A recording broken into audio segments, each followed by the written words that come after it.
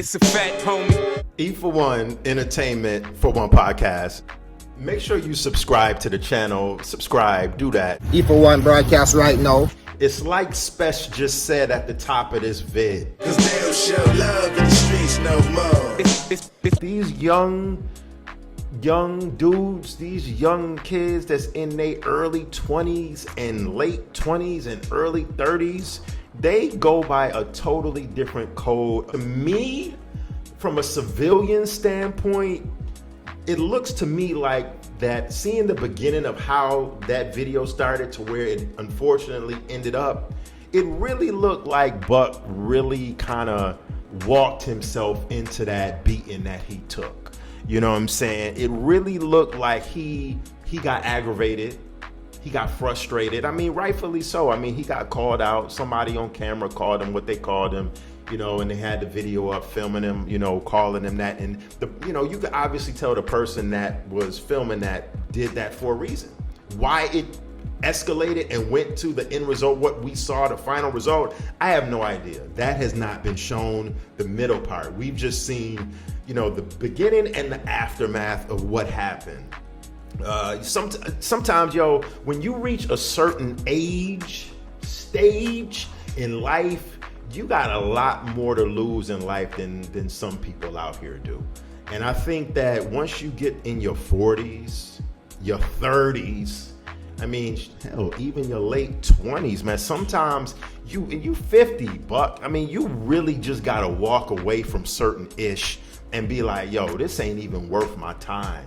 This guy calling me a snitch on camera, you know what I'm saying? I'm an adult now, full-grown elder statesman. You know, we can't be out here, no matter how visceral. I know it's easier said than done, but no matter how visceral or how bad, you know, somebody calling you out, sometimes you just gotta pick and choose your battles, man. And when you get that age and that old and you 50, bro, you just gotta walk away from certain shit and just be like, this is not even worth me walking into getting lured into an ass beating like that. And once again, it's not Buck's fault that it happened, because I don't know, none of us really know the specifics and particulars. We all heard what one side said, and then we heard what another side said. But Buck should have never had went that far to follow that guy that was filming him, and to just keep the talk going. Sometimes you just gotta say, you know what? I'm gonna take this L for the second.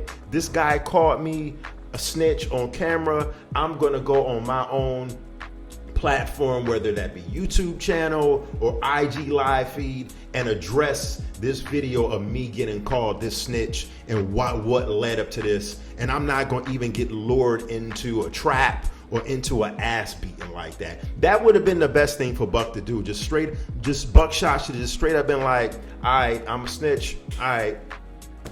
Just walk away from it. Bro, you 50, you by yourself on the block. You still on the block. It looked like he was smoking a little bit of weed, smoking some reefer.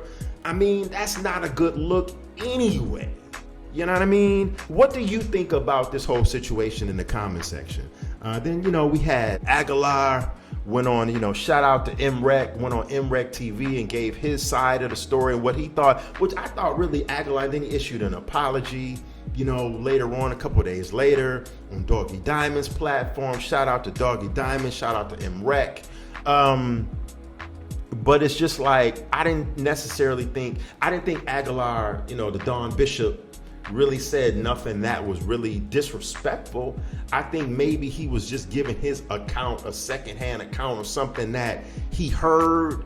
You know, obviously he wasn't there, but you know, I think the apology that he gave was very sincere. So then you got Aguilar and you know, Rock. We got a member of the boot camp clique, and we got a member of somebody that still is in the streets in that neighborhood, going back and forth. Aguilar, the Don Bishop, as you should know, is another rapper, another MC who went on the platform and just spoke out and gave his thoughts on the situation. So I don't know. It's just crazy, man. I just feel like all of this could have been avoided. All of this is like, we all grown men, bruh. We all, you know, Buck is 50 years old, man. You don't need to be putting yourself in situations like that. And, you know, all of this just needs to be, just settle down, you know, settle down. Let me know in the comment section. Am I bugging? Am I right? Who's right? Who's wrong? I don't think nobody's right and wrong. I just think it's a lesson to be learned from this. The lesson is when you get to be a certain age and a certain stage, sometimes you just got to fall back and you got to bow out gracefully like, yo, I'm not with the street stuff, the tough guy stuff. I'm not in my 20s no more.